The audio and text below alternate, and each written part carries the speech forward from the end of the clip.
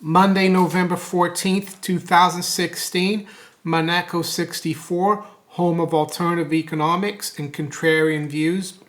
I'd like to talk about hyperinflation and the political situation now throughout the Western world. And yes, there's been some talk, the WebBot, Cliff High of WebBot fame, he's been on with Greg Hunter, and he's forecasting, or he's like interpreting the data as saying that we could see the Dow industrial average at 125,000 in the next 12 to 18 months. And at the same time, he's saying that gold could be at a 1-to-1 ratio with the Dow. And in my book, that's hyperinflation. It's interesting because I also made a video. Let's have a look here. July 12th, 2016. And I'll put it up on the information right now. You can watch it. And the title of my video was, Will Hyperinflation Prove Bo Pony Wrong About the Stock Market? And up to now it has. I mean, we've had the Trump victory, and the Dow is almost up at 19,000 all-time high. So we haven't dropped or crashed. And one thing I like to talk about is that I've read before, probably was Martin Armstrong or someone else, but or it could have been Felix Sommery, who was considered the Raven of Zurich. He was a banker in the early 1900s in Austria and Switzerland.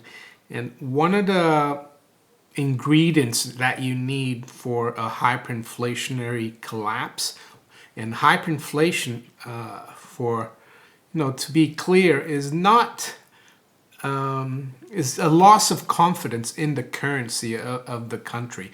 It's not like, how can I say, it's not due to heated economic activity and demand. It's just the average person, the population, losing confidence, faith and confidence in this here, the currency, the paper currency of the country, a 10-pound note.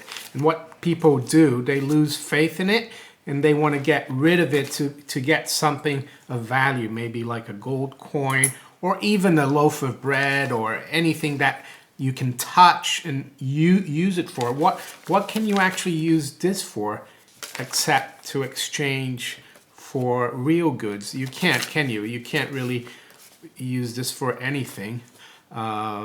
So that's what hyperinflation is. And one of the ingredients of hyperinflation is the loss of confidence in the political system, political upheaval and uncertainty. And I want to go back to about 100 years ago, basically. And if we look at towards the end of World War I, and just after the end of World War I, what did we have? Well, we had one of the two biggest empires in Europe collapsing. The first one was the Austro-Hungarian Empire, and the last emperor of Austria was Charles I. And on the 30th, let's have a look here, 3rd of April 1919, the monarchy was abolished in the Austro-Hungarian Empire. So that was just after World War I. So we had the abolition of the monarchy, and the Austro-Hungarian Empire was broken up, and we had republics, and it was a big political mess in Central Europe. Same thing happened in Germany. We had the Kaiser Wilhelm II, German emperor, from 1888 to 1918. Again, the monarchy was abolished on the 9th of November 1918, and we got a republic, the so-called Weimar Republic. And there's political mayhem during the late teens and early 1920s in Germany. A lot of assassinations, a lot of coups. So a huge mess. And we have the same thing happening in Russia And that was 1917, the Bolshevik Revolution, and the Russian Empire and the Tsars were, that was abolished as well, and it became a Soviet, republic. So we had total political mayhem in Central Europe, Eastern Europe, and what did we get as a result? Well, we got hyperinflation and the collapse of the currencies. In Austria, it came a little earlier than Germany, but then in 1923, the Weimar Germany. And what these collapses had in common is that Germany and Austria had a huge debt load that they, incurred as a result of World War One. And what the hyperinflation helped do was extinguish all that debt. And the people who ended up doing, well or not doing badly were the wealthy people who could transfer their assets into productive goods, real estate, hard assets, gold, silver. And you will see in this video that I put up, asking the question whether Bo Pony was going to be wrong and we're going to have hyperinflation, because I look at what the stock market did in Germany during that period. So now coming back to Europe and the U.S., the Western world now, we haven't had a kinetic war, like a hot war, but we've had, you could say that we've had a financial war, so to speak. We had a huge, we had to incur huge debts in 2008, 2009, 2010. The last, 8 years, we've had to incur huge debts in the U.S., Western Europe, the UK, in order to fight this financial war, to keep the financial system going. But what we've got now is total, I think, in my opinion, we got the beginning of political mayhem. We've had Brexit in the UK, which was totally unexpected. And now we've got Trump in the US, which is even more unexpected. And now we're going to have in Europe, in Italy, I think 4th of December, there's going to be a referendum there, a constitutional referendum that could trigger to Italy leaving the EU. And if that happens, I mean, that's just the the domino of Brexit falling. And I would say that this would be the most unstable and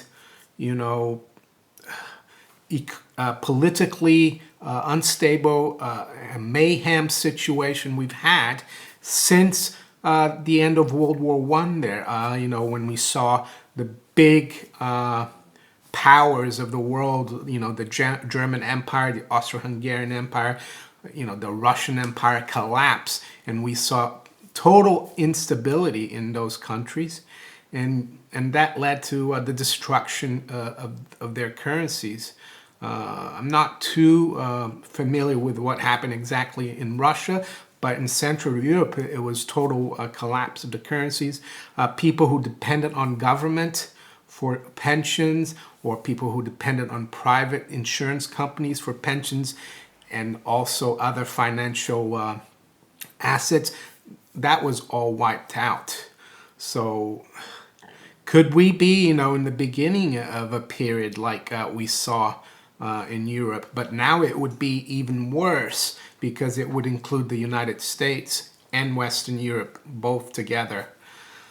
I don't know. I'm not saying it's going to happen 100%, but I think it's one of the things that we should, keep in the back of our minds.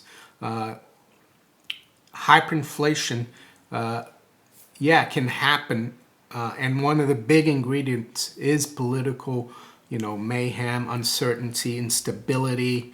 And we seem to be getting that in spades. And don't forget as well, after Brexit, George Soros, who a lot of people think are, behind a lot of these protests we're seeing now in the States post the Trump victory, he said after Brexit that was the beginning of, the end for the EU. He he came out and said that. I'll put a link below to the article where he said that in the description. So interesting times.